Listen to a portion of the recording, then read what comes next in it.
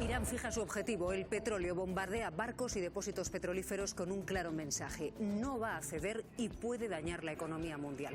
Ha bombardeado a su vecino Irak, que se ha visto obligado a cerrar los puertos por los que sale el crudo.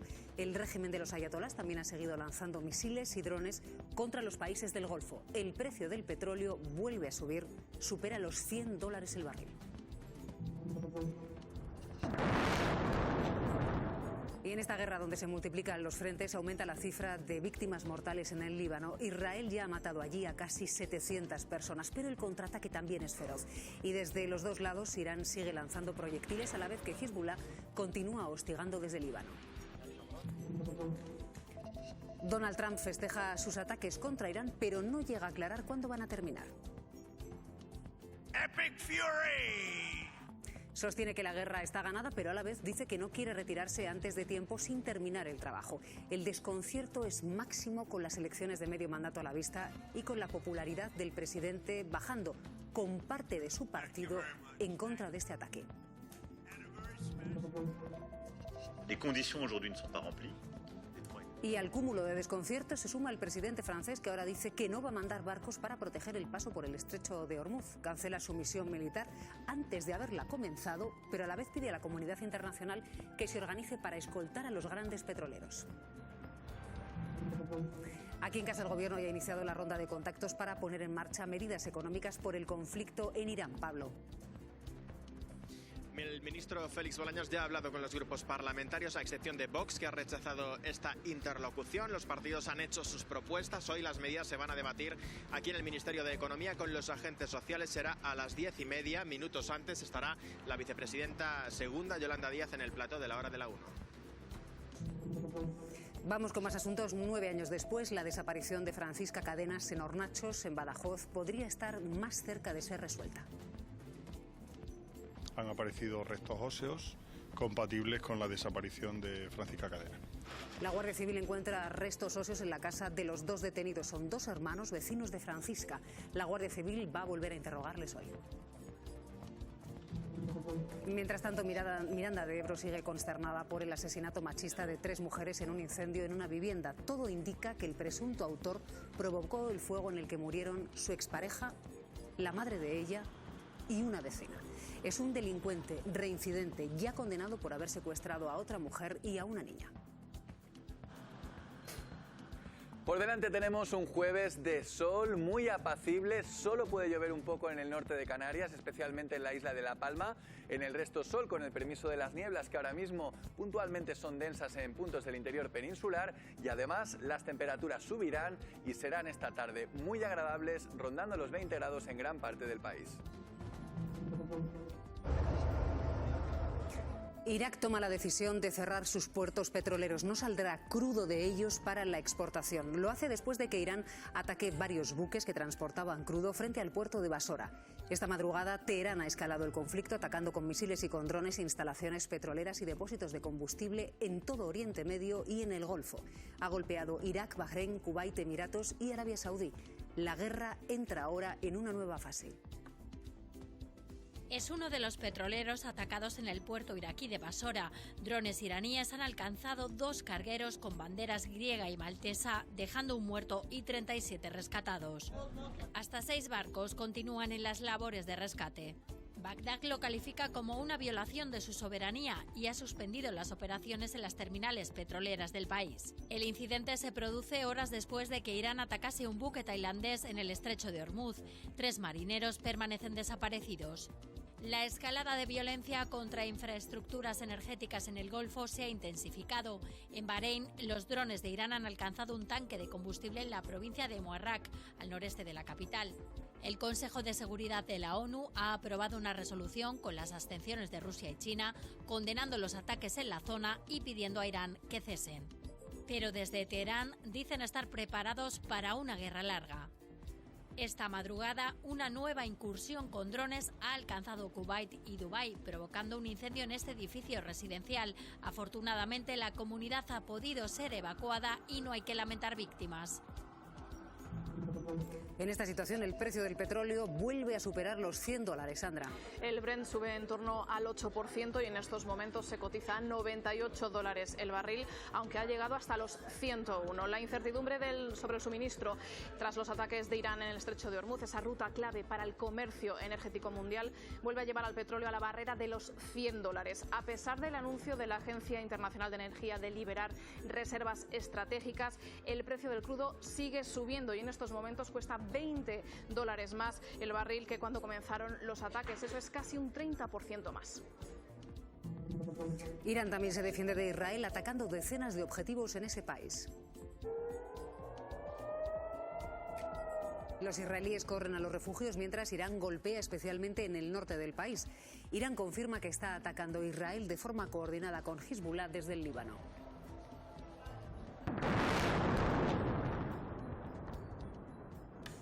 Y a todo esto sumen que Israel confirma que el ataque al Líbano está entrando en una nueva fase. En Beirut, el ejército israelí ha atacado con drones un coche y cuando una multitud se ha arremolinado en torno a él, ha vuelto a atacar. Sandra. Y han muerto al menos 8 personas, tras 31 han resultado heridas. Es una cifra provisional, es el primer recuento tras este ataque que se ha producido al sur de Beirut, en concreto en la zona costera de Ramlet al-Baida. En esta zona hay muchos libaneses que están desplazados, que duermen en sus coches y en tiendas de campaña. Este es solo uno de los ataques de esa nueva oleada de bombardeos a gran escala que ha lanzado Israel sobre el sur del Líbano. El Ministerio de Salud libanés asegura que otras 3 personas han muerto y un niño ha resultado herido en otro ataque a 10 kilómetros de la capital. Las autoridades libanesas aseguran que hasta ahora Israel ya ha matado a casi 100 personas y ha obligado a otras 800.000 a desplazarse. Y este que viene es el momento en el que Israel bombardea el campo de refugiados palestinos de Ansar, en Ciudad de Gaza. Según los testimonios, el campamento fue atacado 3 veces a lo largo de esta madrugada. Esto ha provocado un gran incendio que ha dejado infinidad de destrozos en las tiendas donde duermen los refugiados. Y en esta situación el gobierno español cesa definitivamente a la embajadora española en Israel. Ana Salomón ocupaba el cargo desde 2021, pero hace meses fue llamada a consultas a Madrid después del último choque con el ejecutivo de Netanyahu. La representación diplomática queda ahora en manos de una encargada de negocios, es decir, al mismo nivel que Israel dejó previamente el de la representación de Tel Aviv en España. Y en este contexto de guerra, nuevo parte de guerra militar de un eufórico Donald Trump. Epic Fury! Dice con ese grito furia épica nombrando la operación militar contra Irán que ha ganado la guerra y ahora en lugar de decir que va a acabar pronto asegura que no quieren irse tan rápido. En un mitin triunfalista el presidente de Estados Unidos ha matizado que aún queda trabajo por hacer, dice en Oriente Medio. We don't want to leave early, do we? We got to finish the job, right? Unas horas antes, Donald Trump había vuelto a criticar a España. Dice que nuestro país no está cooperando en la guerra contra Irán y lanzaba esta advertencia. A preguntas de un periodista español del diario ABC, Trump ha insistido en que puede que corte todo el comercio con España y ha criticado de nuevo al gobierno de Pedro Sánchez porque dice que lo está haciendo realmente mal. Donald Trump dice que España no está cooperando en absoluto, que lo está haciendo muy mal, que ha sido muy mala para la OTAN y vuelve además a amenazar con cortar todo el comercio con nuestro país. Insiste en que los españoles son gente maravillosa, pero que el problema son sus líderes.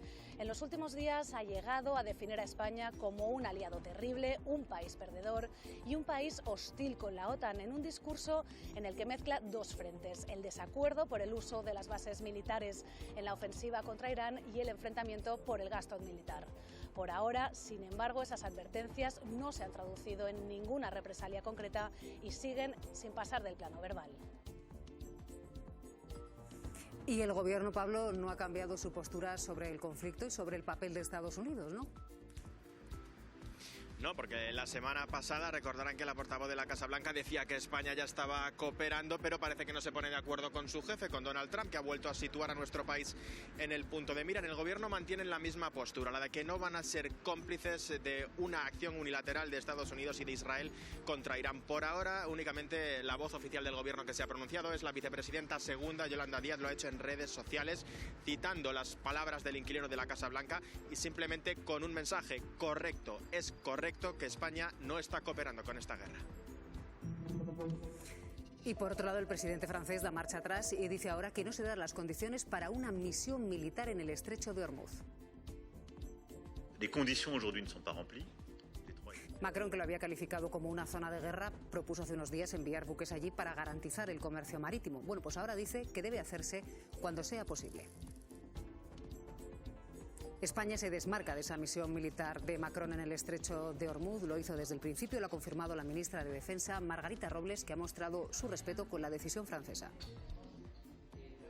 Nosotros no sabemos cuál va a ser la misión que quiere hacer Francia, somos muy respetuosos, pero esa es una misión que, en su caso, si la plantea Francia, es un tema de Francia, pero en este momento a nivel internacional no se ha planteado ni en OTAN ni se ha planteado en Unión Europea y por tanto España no tiene nada que decir.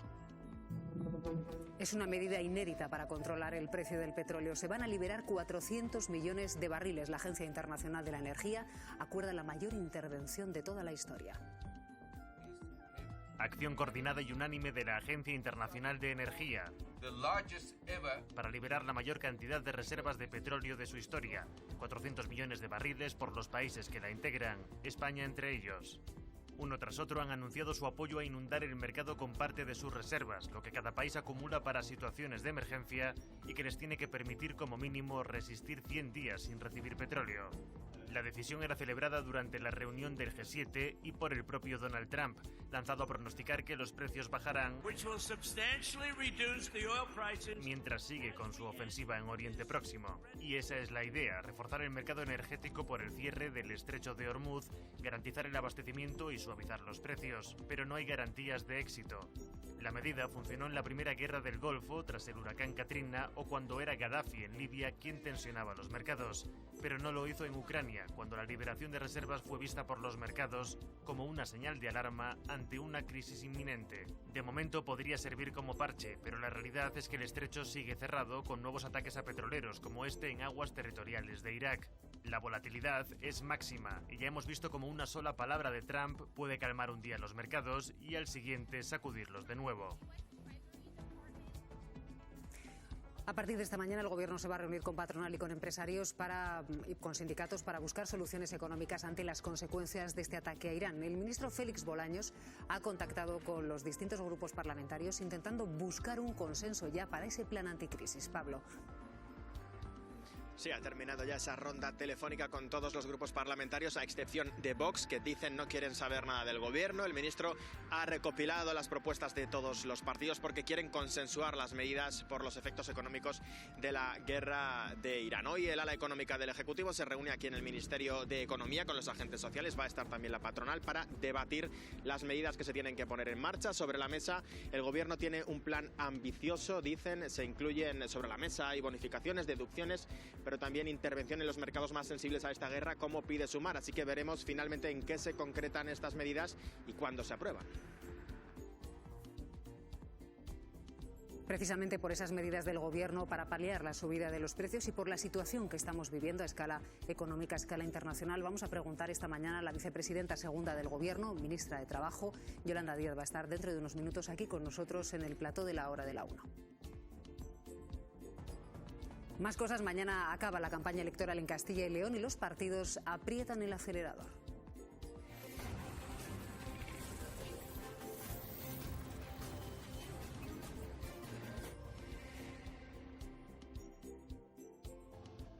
Dos días quedan de campaña y Zapatero vuelve para apoyar a Carlos Martínez en Segovia con un reproche a las derechas. Estos PP y Vox, qué valientes con los inmigrantes y qué sumisos con Netanyahu y con Donald Trump. El candidato socialista, tras el triple crimen en Miranda de Ebro, se compromete a una ley autonómica. La aprobación de una ley contra la violencia machista que el negacionismo de algunos asesina y mata.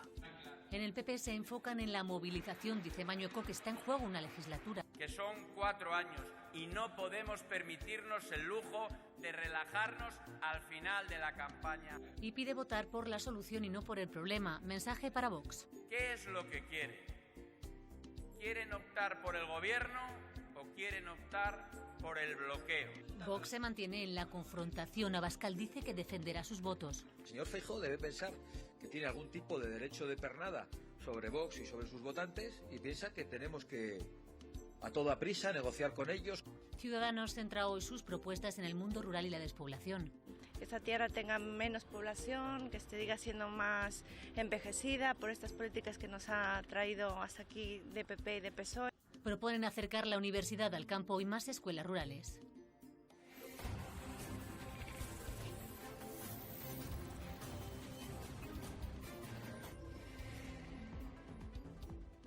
En Aragón continúan las negociaciones entre PP y Vox. Los de Abascal tienden la mano pero insisten en que no hay ningún acuerdo cerrado.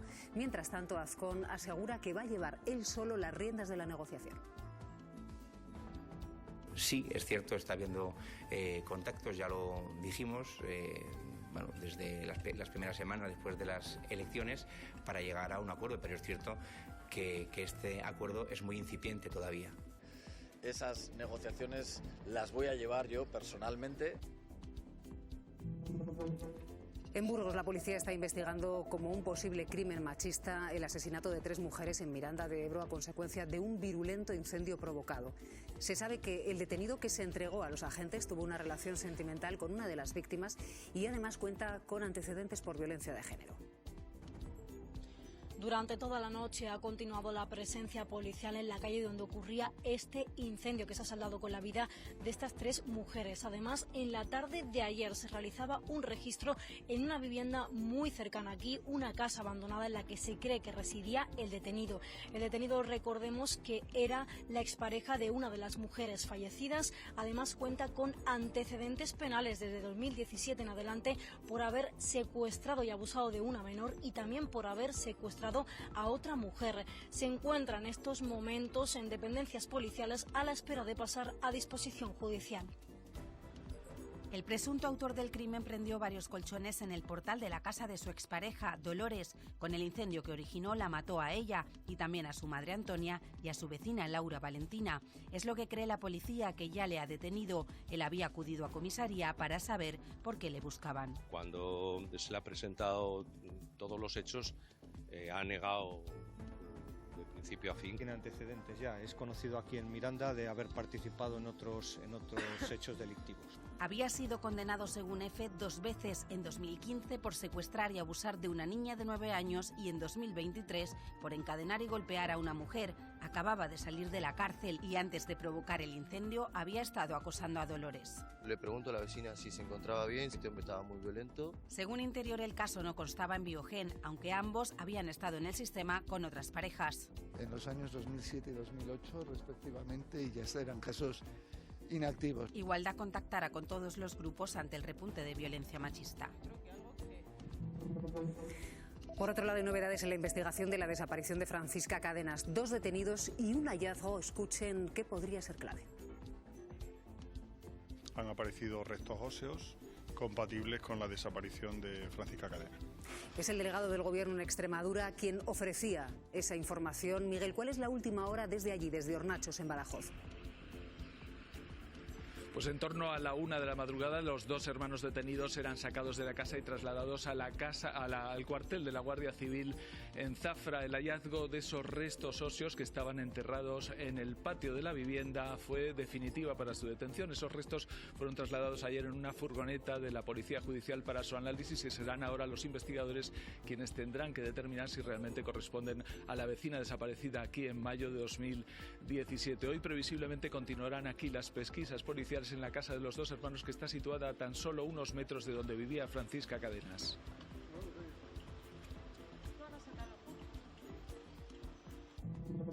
Y otro asunto, 2 hombres han sido detenidos por acosar y amenazar de muerte a Yone Belarra. La líder de Podemos denunció que le habían enviado más de 300 mensajes vejatorios e intimidantes a través de Instagram.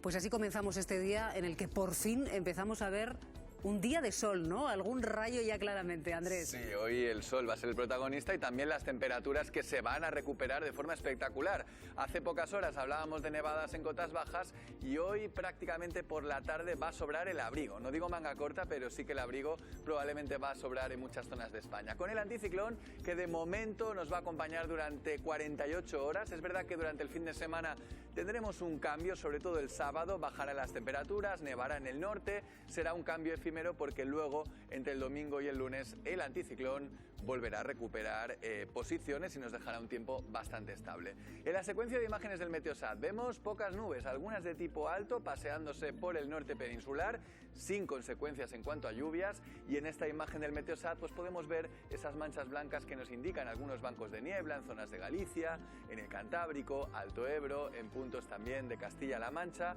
A lo largo del día, en general, pocas nubes, por no decir ninguna, salvo en Canarias, donde sí va a llover un poco, sobre todo en la zona occidental y en el norte, especialmente con mayor probabilidad en la isla de La Palma y en el norte de Tenerife. En el resto, como les digo, sol, con el permiso de las nieblas que irán deshaciéndose a lo largo de la mañana y con temperaturas muy contrastadas. Ya saben que estamos en plena época de resfriados porque por la mañana, a esta hora de la mañana, hace frío. Tenemos, por ejemplo, 3 grados en Madrid o 0 en Teruel, y luego por la tarde las temperaturas empiezan ya a tener tonos, a tener tintes primaverales. De hecho, hoy van a subir de forma evidente y, como ven, pues en general nos vamos a mover alrededor de los 20 grados de máxima. Mucha diferencia, por lo tanto, entre las temperaturas nocturnas y diurnas. Durante los próximos días, de hecho, las temperaturas todavía subirán más mañana, bajarán el sábado con ese cambio de tiempo y luego, a lo largo de la semana que viene, volverán a recuperarse. Otro caso, estábamos viendo Zaragoza, lo mismo sucede en San Sebastián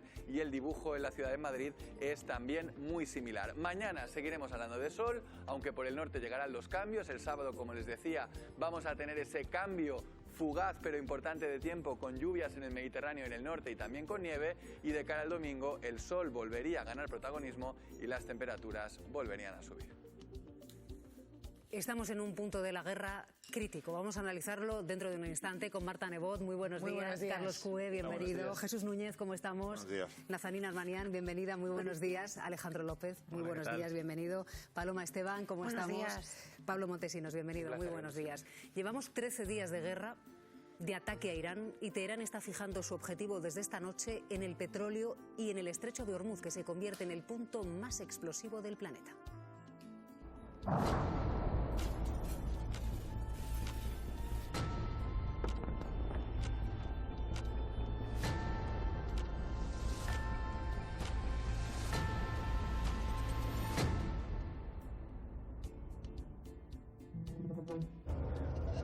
Nuevo ataque a petroleros, esta vez en aguas de Irak.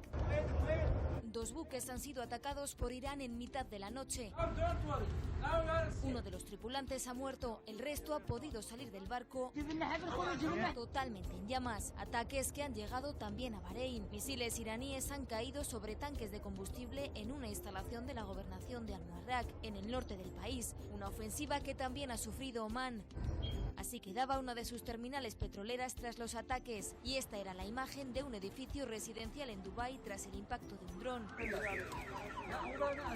Irán, a su vez, también es atacada. Esta era la situación en Teherán después de los bombardeos. Estados Unidos muestra en este vídeo cómo destruye parte de su artillería naval, un conflicto donde cada día más países sienten las consecuencias de la guerra.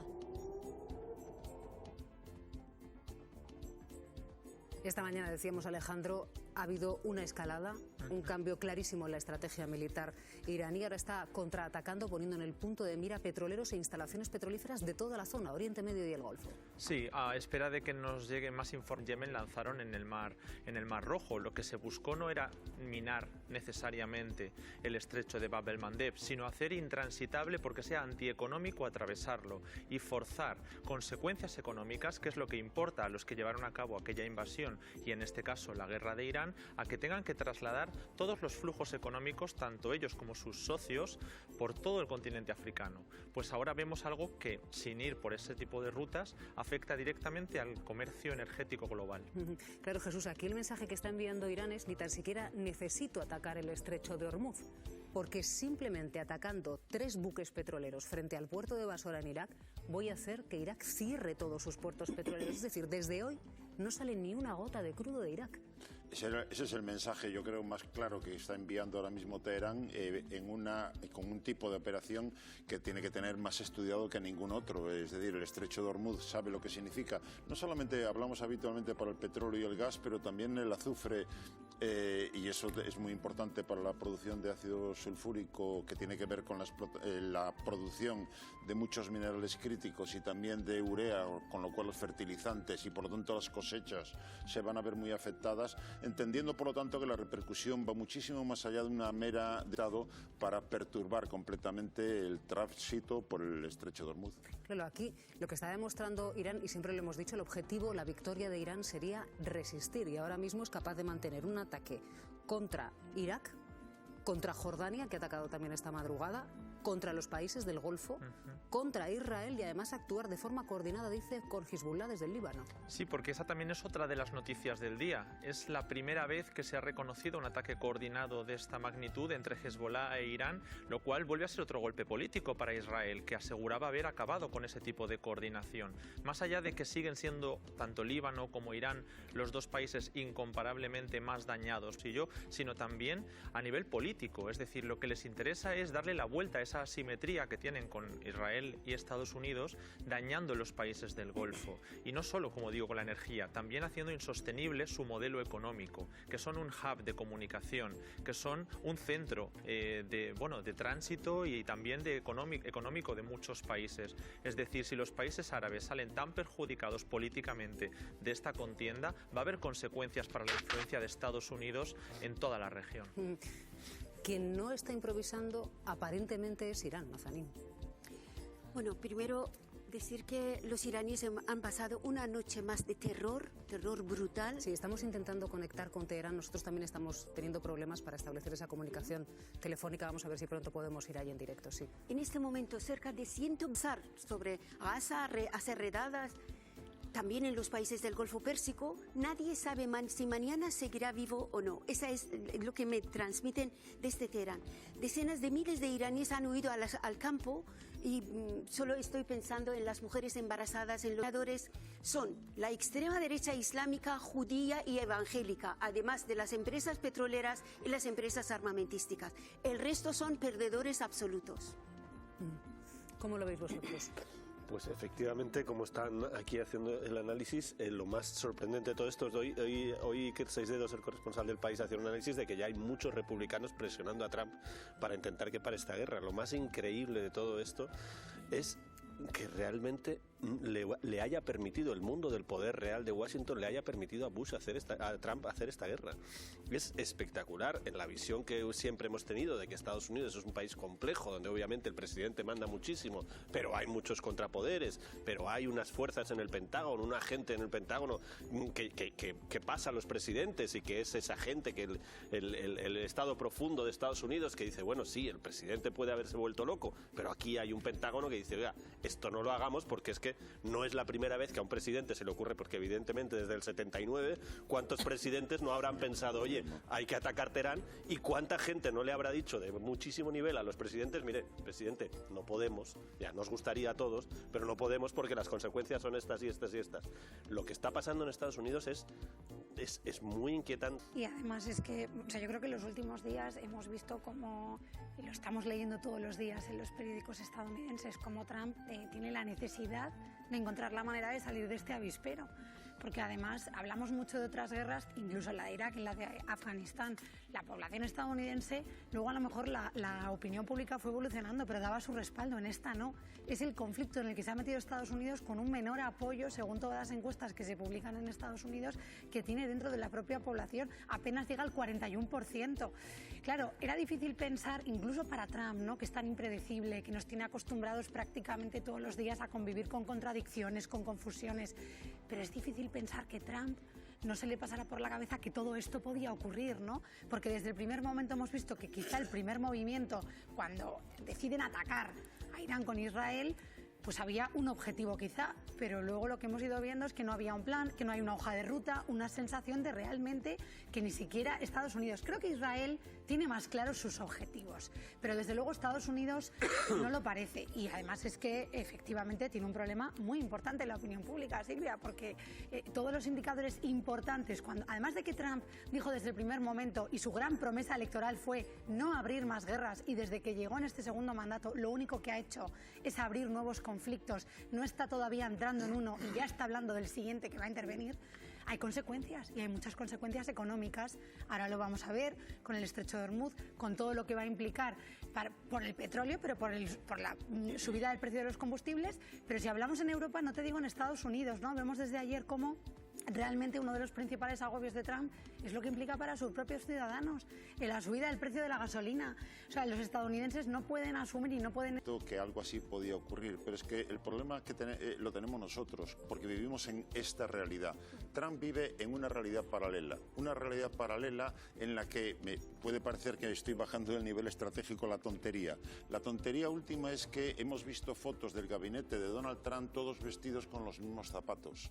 Los mismos zapatos. Donald Trump quiere que todo el mundo lleve los mismos zapatos que él, y todo el mundo se ha colocado los mismos zapatos que él, incluyendo un Marco Rubio que se ve en las fotos que ha debido ponerse los zapatos de su padre y que le quedan inmensamente grandes, pero es que no se atreve a sentarse a la mesa porque Donald Trump, si lo ve con otros zapatos, puede tener repercusiones. Es que estamos hablando de perros leales, no de individuos que estén allí por su competencia, y son ellos los que acaban impulsando a tomar determinadas decisiones. Si a eso le añadimos, el propio Donald Trump lo ha dicho, es que hemos atacado Irán porque mi yerno Jared Kushner dijo que es que si no Irán no se iba a atacar, y por lo tanto hemos atacado. Por lo tanto, claro que Benjamin Netanyahu sabe muy bien por qué está atacando. Busca el cambio de régimen, busca eliminar a Irán como posible amenaza de seguridad, y él, por lo tanto, ha conseguido lo que ningún otro primer ministro israelí ha conseguido, arrastrar a un presidente estadounidense a esta aventura militarista. Pero Donald Trump ha entrado aquí porque pensaba que esto iba a ser Delcy Rodríguez II.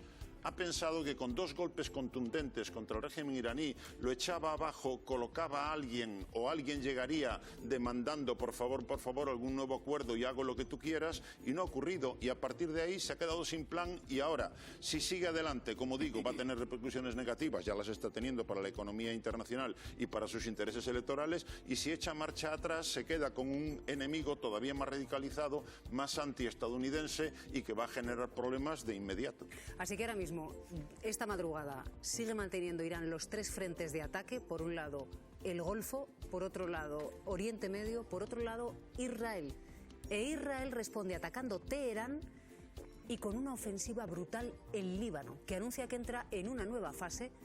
Van a ver las imágenes que hemos recibido desde Beirut. Van a ver el momento en el que el ejército israelí ataca con drones un vehículo, cuando una multitud se arremolina en torno al coche, cuando la gente acude a ayudar al herido, entonces Israel vuelve a atacarlos. Esta es la escena que nos llega desde Beirut. Ahí está nuestro compañero Víctor. Víctor, muy buenos días. Buenos días. La situación en Beirut vuelve a ser dramática. ¿Cómo ha sido la noche allí, Víctor? Bueno, la noche ha sido en realidad tranquila después de los bombardeos que fueron en la tarde-noche. Bombardeos muy duros sobre los barrios del sur de Beirut, que son los barrios de mayoría chií, en donde tiene una fuerte presencia Hezbollah. Y ayer, a partir de las 7, empezamos a escuchar unas fuertes explosiones, bombas de la aviación israelí, que se dirigieron especialmente contra el barrio de Dahia, ¿no? Toda la zona está declarada zona de bombardeos por Israel, y estamos hablando de un barrios donde viven cientos de miles de personas. Muchos de ellos han salido ya, ¿no? De ahí son refugiados internos, desplazados, y algunos están precisamente refugiados en tiendas de campaña o en coches en el paseo marítimo de Beirut, la Rouché. Pues ahí es donde atacó Israel también en 2 ocasiones, lo que se llama una táctica de double tap, doble golpeo. Primero se dispara, se destruye el objetivo, y después, cuando la gente va a ayudar, se dispara otra vez. Eso Israel lo ha hecho en Gaza y lo hizo ayer aquí noche, como muy bien habéis contado hace un instante. En total, el número de muertos de los ataques de esta noche son 8. El número de refugiados internos en todo el país supera ya los 800.000. No son tantos como hubo en la guerra de 2024, que llegó a 1,5 millones, pero igualmente es una crisis humanitaria de primer orden, como denuncia el propio gobierno libanés, ya absolutamente desbordado por la situación, y que busca una tregua de alguna manera con Israel, a pesar de que eso le genere graves problemas internos, de los que, si queréis, podemos hablar hoy o en otro momento. Sí, adelante, Víctor. Es que, claro, está generando muchos problemas internos, y por otro lado, Israel está diciendo que la ofensiva, el ataque que está lanzando contra Líbano, entra en una nueva fase, y lo anuncia después de que Irán confirme que está atacando a Israel de forma coordinada con Hezbollah. Claro, sí, bueno, lo de las fases de los ataques de Israel, eso es mejor preguntárselo a sus portavoces y propagandistas, que lo utilizan muchas veces y realmente yo personalmente no sé lo que significa.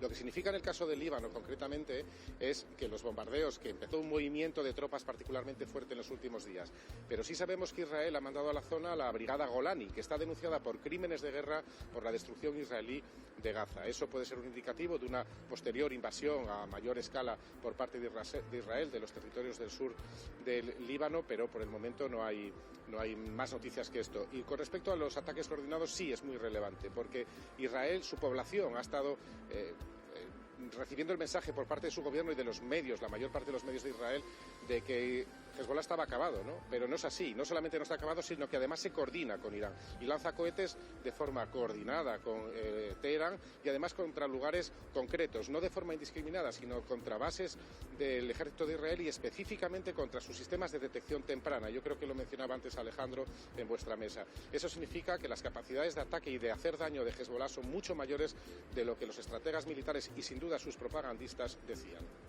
Víctor García Guerrero en directo desde Beirut. Cuídate mucho, compañero. Muchas gracias. Un saludo.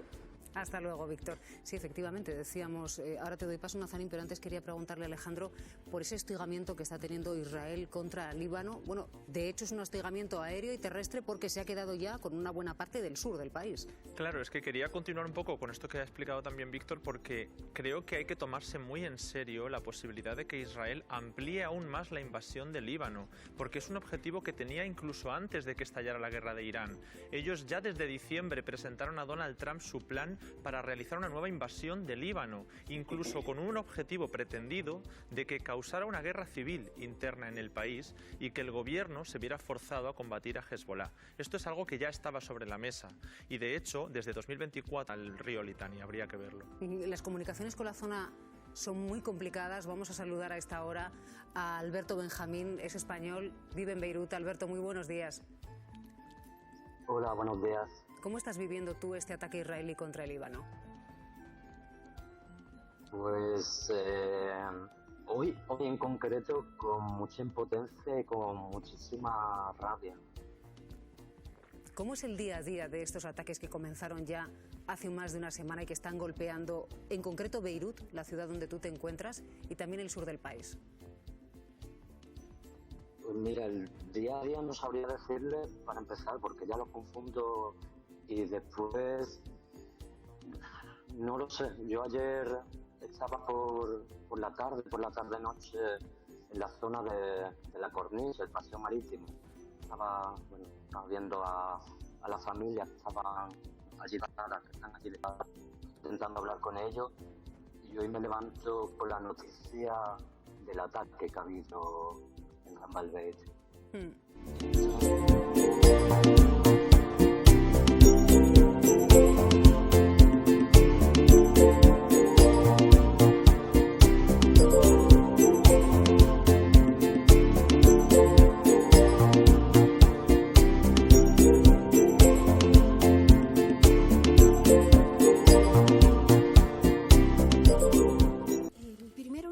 Que Hezbollah no es un proxy cualquiera. Hezbollah es la rama libanesa de los guardianes islámicos, o sea, no tiene nada que ver con los hutíes, con Hamas o con las milicias iraquíes que están bajo el mando o estaban bajo el mando de los guardianes islámicos. Fueron directamente creados por los guardianes islámicos desde el primer momento y están coordinando por eso. Pero quería también decir que Israel tiene, sabéis que tiene una teoría, una doctrina de cortar la cabeza del pulpo. Ellos dijeron que el régimen de Irán era como un pulpo, entonces se extendía sus tentáculos por el Líbano, Gaza, Siria, Irak, y habría que cortar los tentáculos para llegar a cortar la cabeza, que es Ayatollah Khamenei. Pero eso no era exactamente así. Ayatollah Khamenei había diseñado una estrategia previamente. Que vale, nos vais a matar porque militarmente no podemos con vosotros. Pero han creado una táctica que se llama 4 sucesores. O sea, han descentralizado prácticamente todo lo que es la estructura militar del país, tanto para enfrentarse contra los iraníes manifestantes, eso nos dimos cuenta en las primeras manifestaciones del año pasado, que se había descentralizado la represión y cada grupo, cada provincia tenía derecho a abrir el fuego de forma autónoma contra la población que protestaba. Está haciendo lo mismo a nivel regional. O sea, han descabezado al régimen, eso es así, no solo a Ayatollah Khamenei, es que han muerto cerca de 70 altos militares de los guardianes islámicos. Entonces, lo que están haciendo son las capas, la segunda y la cuarta, están haciendo lo que pueden hacer, no lo que se les diga desde arriba, que arriba casi no existe. Está la figura de Mojtaba Khamenei.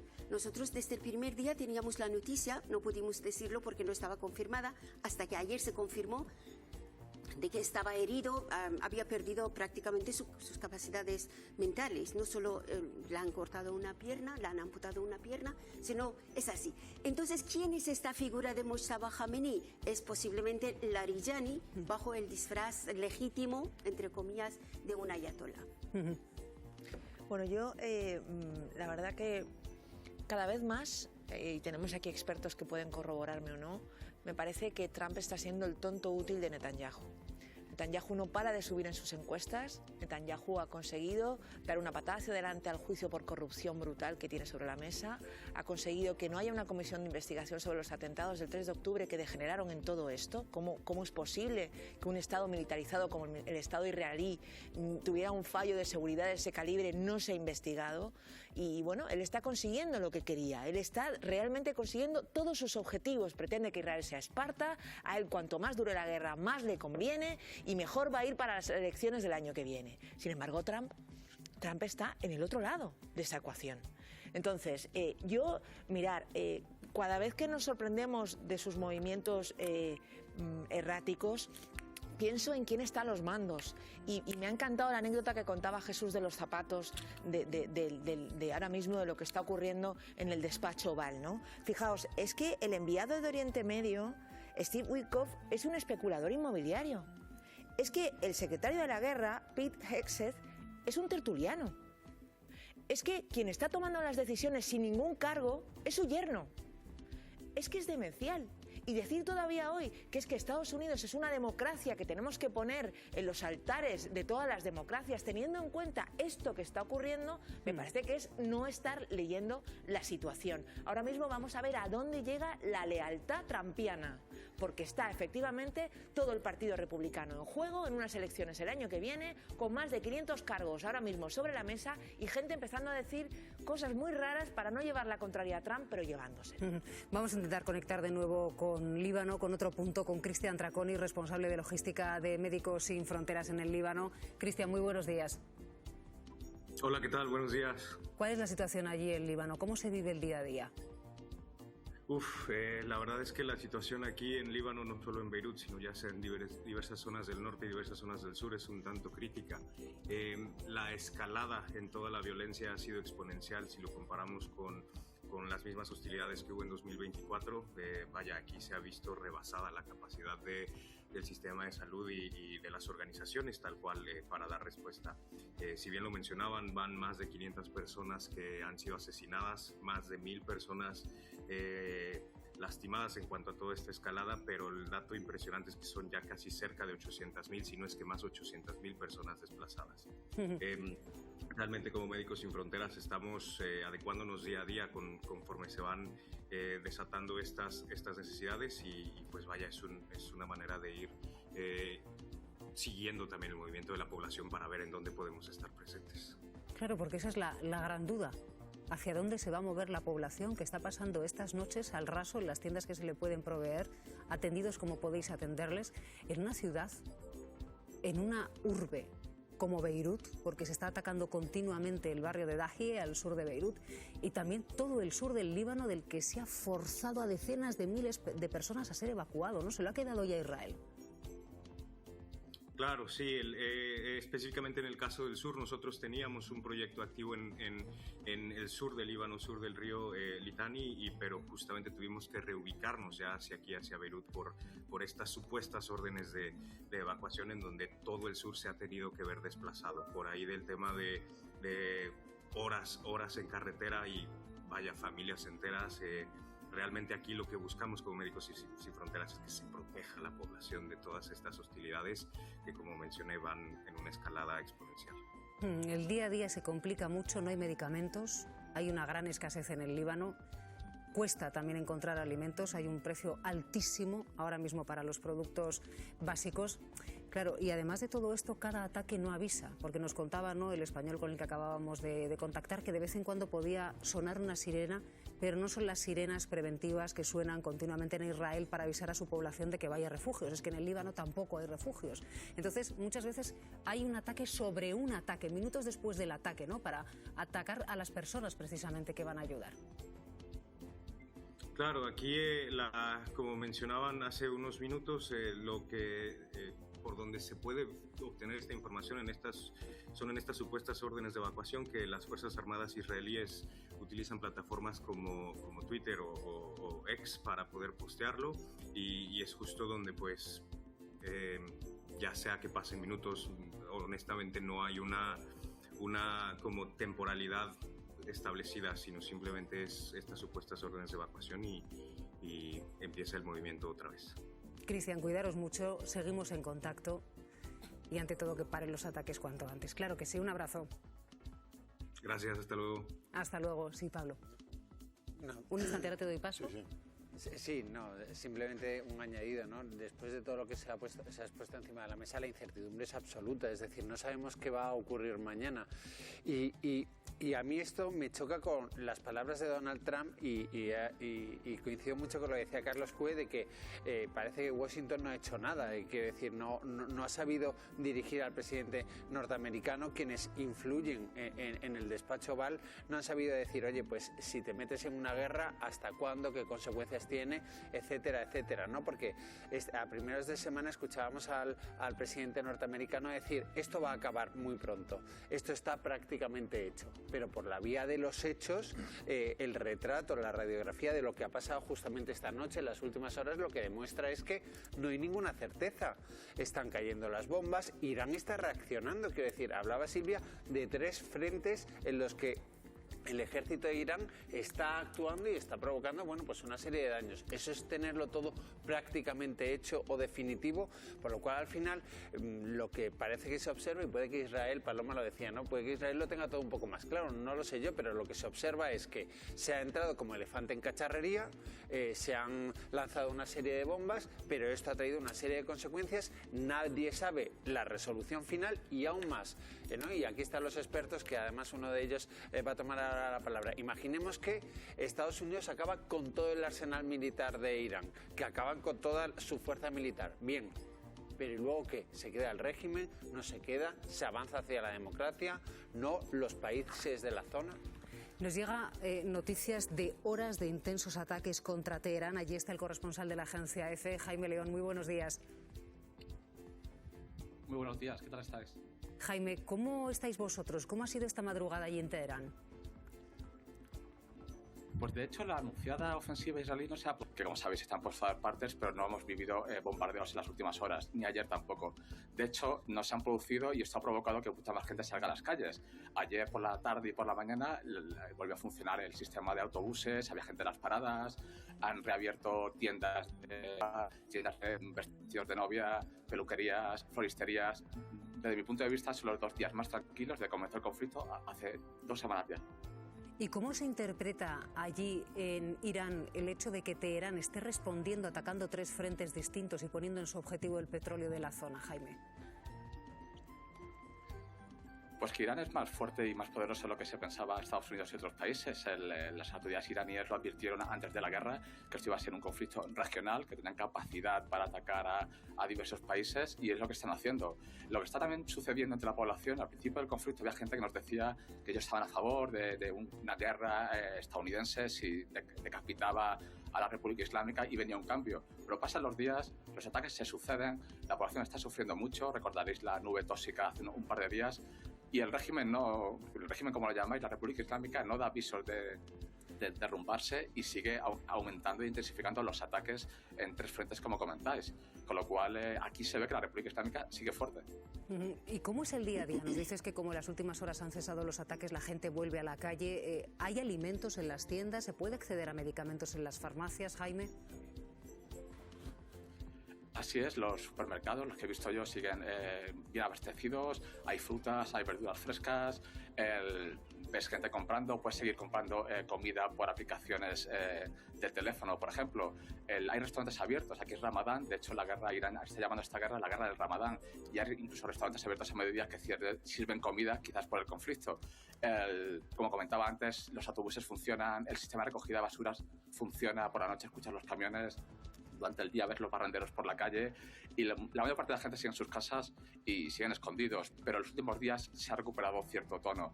En cuanto a los medicamentos, sí que los hay, el único problema es que debido a las sanciones estadounidenses que pesan contra el país desde hace años, hay medicamentos que no hay, pero esto ya sucedió antes. ¿Y ha subido el precio de los alimentos, Jaime? Por las noches ves grupos de basijis, que son la milicia islámica que pertenece a la Guardia Revolucionaria, y los ves en esquinas por todas partes. Y también yo he visto en los últimos días patrullas a pie de militares, que era algo que no había visto hasta ahora. Yo estuve aquí en la guerra 12 días en junio y no vi esto. Y ahora sí que los ves por la ciudad. Mi impresión es que cuando aquí hay protestas civiles, como hubo en enero o en años anteriores, suele suceder por la noche. Y da la impresión de que están haciendo un esfuerzo por mantener a la gente en sus casas por la noche y que no se hagan a protestar. ¿Cuánto preocupa en Irán el paso de buques por el estrecho de Hormuz? Irán quiere detener el paso de buques por el estrecho de Hormuz. Es su gran baza para tratar de detener esta guerra. En las últimas horas, como sabéis, ayer atacaron a varios buques, hoy han atacado instalaciones petrolíferas en varios países de la región. Y de hecho, Irán, según empresas analíticas que se dedican a analizar el precio del petróleo y el combustible, están pasando buques iraníes a través del estrecho, y desde el comienzo de la guerra recuentan que Irán ha pasado 13,7 millones de barriles, probablemente hacia China. A Irán le interesa mantener este estrecho cerrado porque es su mejor baza. Claro, o sea, Irán mantiene el estrecho de Hormuz cerrado para el resto de los países, pero claro, Irán sí que puede sacar sus buques mercantes por ahí. Estábamos analizando hace unos minutos, Jaime, el hecho de que daba la sensación de que en las últimas horas Irán había dado un giro, ¿no? Una escalada más dentro de esta guerra, atacando ya clarísimamente objetivos petrolíferos. El principal de ellos, Irak, que se ha visto obligado a cerrar el grifo del petróleo, a no exportar ni una gota de crudo más.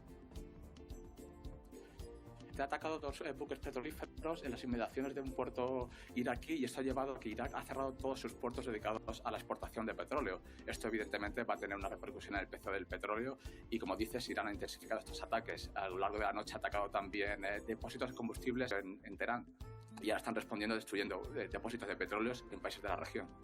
¿Tú tienes la sensación de que Irán va a dar un paso atrás ante el ataque?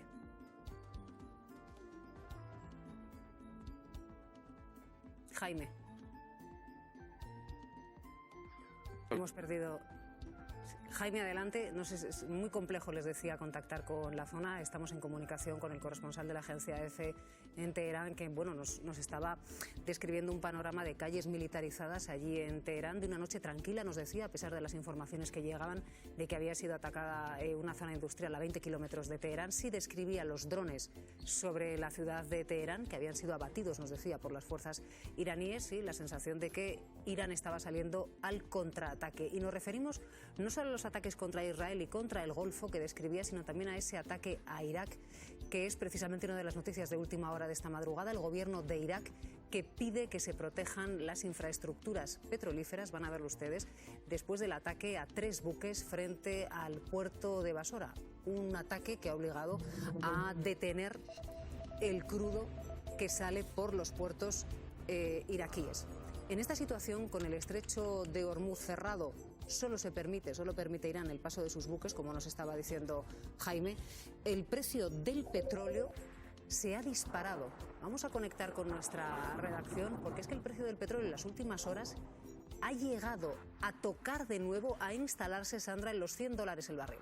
Eso es, el Brent ha llegado a subir un 8%, superando la barrera de los $100 el barril, ha llegado hasta los 101, aunque ahora mismo baja un poquito, se está cotizando a $96 el barril, a pesar todo, pues también del anuncio de la Agencia Internacional de la Energía de liberar reservas estratégicas, pues el precio del crudo vuelve a subir y en estos momentos está costando $20 más el barril que cuando comenzaron los ataques. Esto es un 30% más, y lo que también está subiendo con toda esta incertidumbre es el precio de del gas natural. En estos momentos ha repuntado un 6% y ahora mismo se sitúa por encima de los 53 euros el megavatio hora.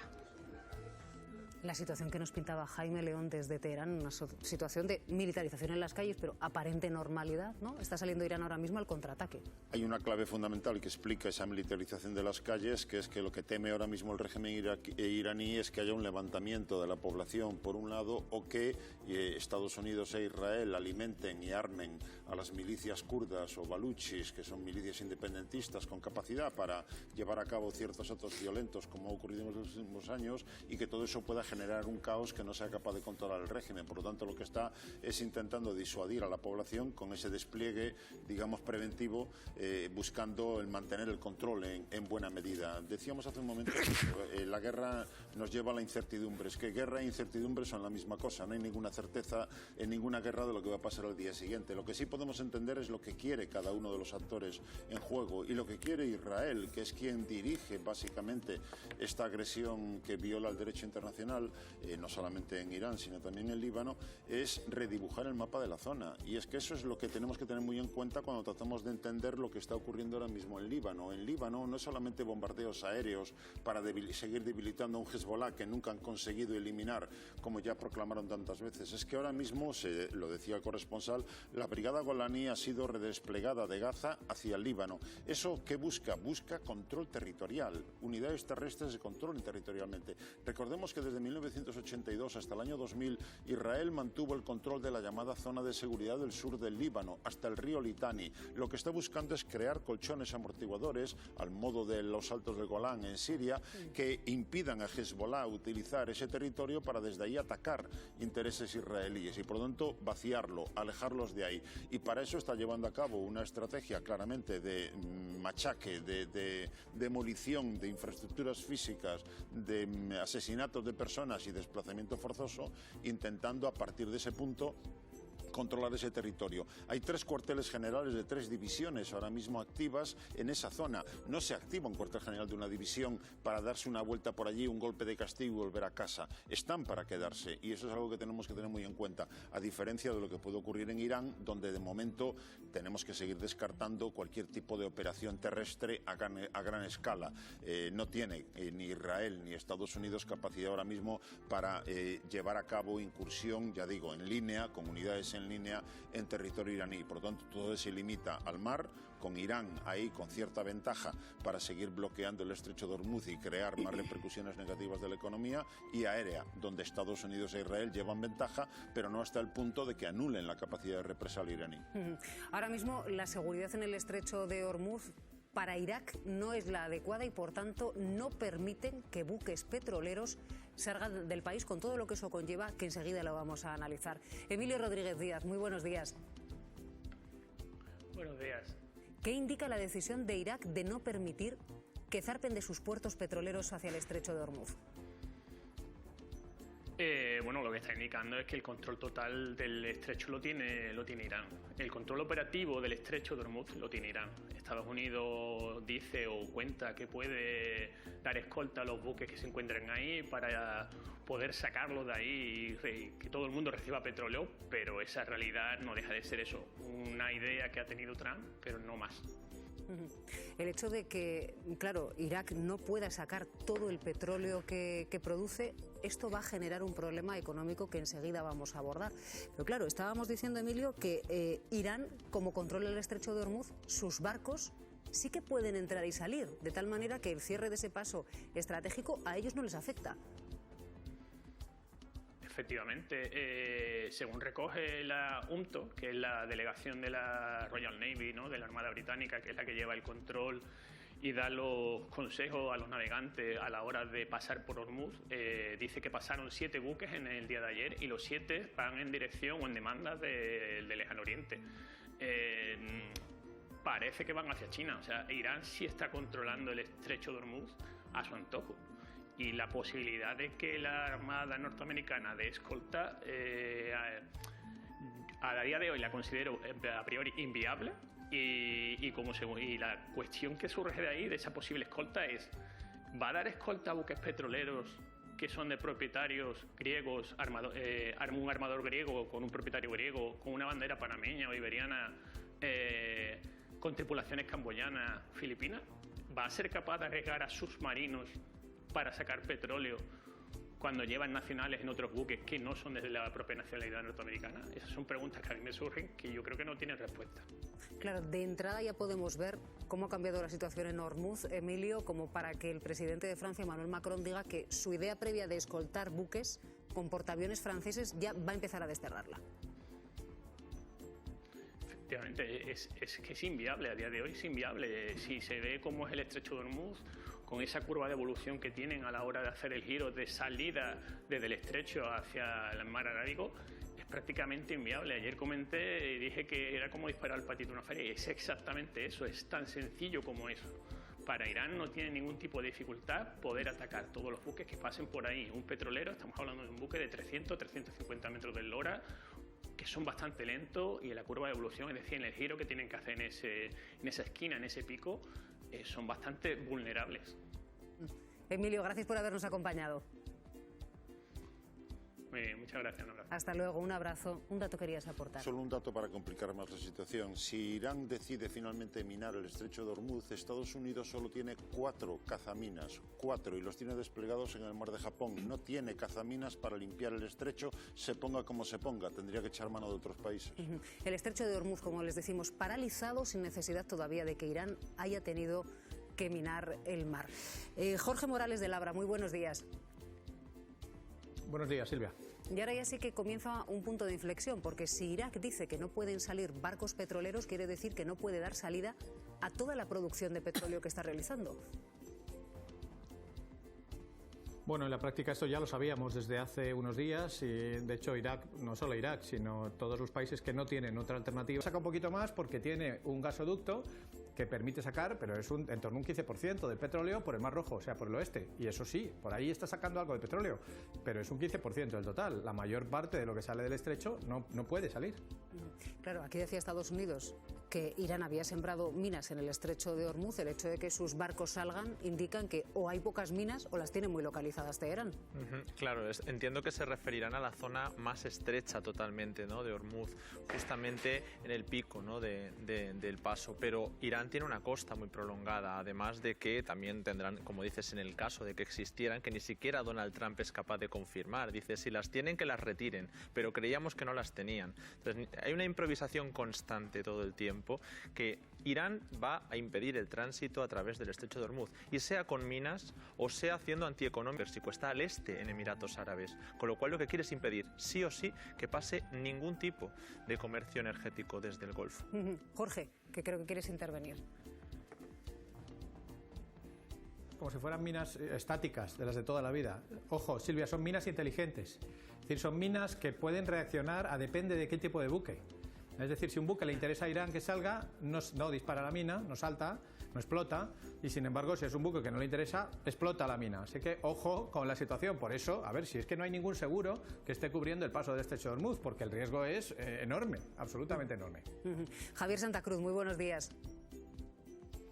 ¿Qué tal, Silvia? Muy buenos días, ¿cómo estamos? Bueno, ya dijo el FMI, prepárense, le dijo a los gobiernos para lo impensable, porque económicamente todavía no se ha dado el giro total, que es el momento en el que países como Irak se tengan que ver obligados a dejar de producir petróleo porque no pueden sacarlo por el estrecho de Hormuz. Y ese paso podría estar dándose ahora mismo.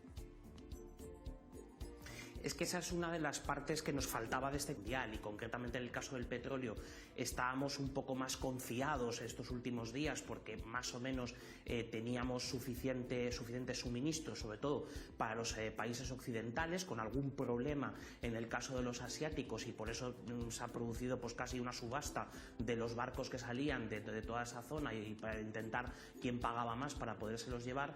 Y entonces si estamos viendo y vemos en las próximas horas que efectivamente restamos otros 3-4 billones aproximadamente de barriles de petróleo, no solo de lo que produce Irak, sino de todo su entorno, pues entonces tendríamos un problema aún más importante, incluso habiéndose liberado los 400 millones de barriles. 32 países anuncian que van a liberar las reservas estratégicas que tienen de petróleo, van a poner en el mercado una cantidad ingente de crudo que nunca se había liberado en la historia. Es la mayor liberación de reservas de petróleo de la historia. Los 32 países de la Organización Internacional de la Energía sacarán al mercado 400 millones de barriles, una decisión que ha sido aplaudida por los principales líderes del G7. Van a reducir sustancialmente los precios del petróleo, ha dicho Trump, porque el bloqueo del estrecho de Hormuz ha disparado el precio del barril, que ha superado incluso los $120 y está teniendo un alto coste para Europa.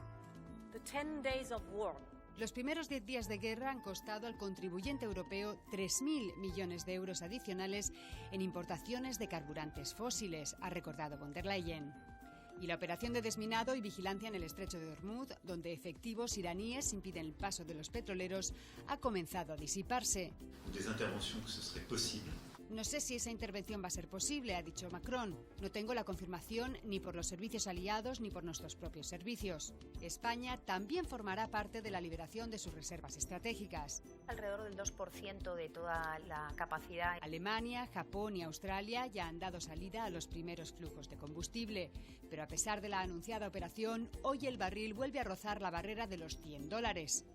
Y aunque en el pasado se logró bajar el precio entre $10 y $20, la actual situación es extremadamente volátil y será solo el paso de los días lo que demuestre el verdadero impacto en el coste de nuestra energía. Jorge, esto de liberar millones de barriles de crudo, ¿en qué consiste? ¿Se van a poner en el mercado? ¿Es para la industria? ¿Es para los ciudadanos? ¿En cuánto tiempo los vamos a tener disponibles? Claro, esto último es la clave, Silvia, porque efectivamente 400 millones de barriles equivalen, ojo, a lo que se está bloqueando durante 26 días, lo que sale por el estrecho de Hormuz en 26 días. Y recuerdo que llevamos 13 con el estrecho paralizado, es decir, que da para 2 semanas más. Lo digo porque, claro, el mercado, dices, ¿cómo está reaccionando? Claro, si no nos creemos que la guerra vaya a terminar ya, esto da para muy poco. Y efectivamente la clave, como bien decías, es cuándo. Empiezan a liberarse por parte de Alemania, pero es clave, no es lo mismo poner... El mundo consume más o menos ahora algo más de 100 millones al día, ¿vale? Entonces, claro, si tú pones los 400 millones de golpe no puede ser, eso no te cabe en los barcos, no hay infraestructura para eso, tienes que ir gradualmente poniéndolo, ¿no? Altísimo, y no digo nada del gas. El gas ha arrancado en 53 ahora mismo, el lunes lo vimos en 60, vamos a ver a dónde va, porque en el gas no hay reservas estratégicas. Y además la situación en Europa es de las peores de los últimos años, desde que comenzó el conflicto en Ucrania. Es decir, las reservas de gas en Europa, lo que nos va a impactar es que no estamos hablando ahora mismo de escasez, está incertidumbre todavía en el mercado porque no se sabe exactamente cuándo se va a liberar.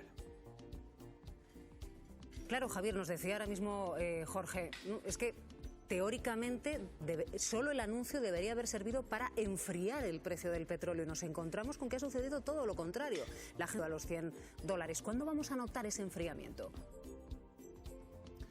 Es que el problema es que esto es justo al revés, es decir, ahora mismo se están produciendo las mayores subidas porque ya este anuncio de los 400 millones ya estaba descontado en el mercado prácticamente desde el lunes, cuando alcanzó los 120, bajó de golpe hasta 90 y en los últimos días se ha mantenido en ese entorno y estamos algo por debajo, es decir, habría que generar otros anuncios o sobre todo las expectativas de que se van a tomar nuevas medidas en los próximos días para poder de nuevo enfriar los precios y el problema es que una cosa es que puedas ser más tensionada de lo que ya lo ha sido hasta la fecha. Entonces, ¿cómo esto lo veremos en los precios finales? Pues en los mercados energéticos y en general en los mercados de materias primas, el problema que tenemos es que, por un lado, las expectativas, sobre todo negativas, se incorporan muy rápidamente en los precios, pero hasta que no se disipa toda la incertidumbre, tratar de que las reservas, dotar reservas y que eso no pueda producir problemas de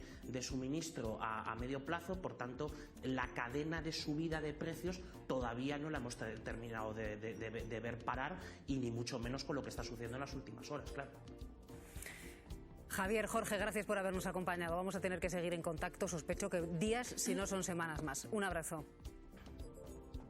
Un abrazo. Buenos días. Hasta luego. Se incorpora a nuestro plató la... Francisco Javier Herrero Arribas. Javi Momboro Polvorín. Carrión de los Condes. Web tienda online. Momboro Moda Capricho. momboromodacapricho.com. Artículos personalizados Momboro Polvorín. momboromodacapricho.com. Inicio Momboro Modas tienda novedades. Visita mi web. También catálogo en WhatsApp. +34 664 828 044. Atención personalizada a cada cliente. sin sistemas ni robots. Teléfono y WhatsApp más 34 688 776 781. Contacta conmigo sin ningún compromiso. Estaré encantado de atenderte. Muchas gracias. Francisco Javier Herrero Arribas. Javi Momboro Polvorin. Carrion de los Condes. Online store. Momboro Moda Capriccio. MomboroModaCapriccio.com. Personalized items Momboro Polvorin. MomboroModaCapriccio.com. Home Momboro Modas shop new arrivals. Visit my website. Catalog also available on WhatsApp. +34 6648 28044. Personalized attention for each customer. No automated systems or robots. Phone and WhatsApp +34 688776781. Contact me with no obligation. I'd be happy to assist you. Thank you very much. Servicios. Diseño gráfico y multimedia. Creación y mantenimiento de páginas web. Diseño de moda exclusiva a capricho. Clases de informática presencial y online. Logotipos, folletos, carteles, vídeos, publicidad. Retoque y reparación de fotografías. Edición y montajes de vídeos personalizados, eventos, cumpleaños. Carteles y vídeos, asociaciones, redes sociales.